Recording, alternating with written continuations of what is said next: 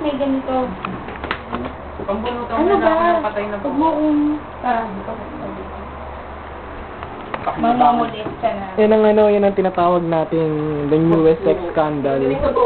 Kaya lang immoral sila, M2M. M2M sex scandal yan. Oh, ayan na po. Medyo ang labo eh. Kasi hindi kasi medyo gabi na. Hindi, medyo censored kasi kaya kailangan medyo. Kaya medyo madilim, parang di natin makilala yung parang di nyo makita yung mukha ng ano. Yung mukha ng aktor na gumanap dito.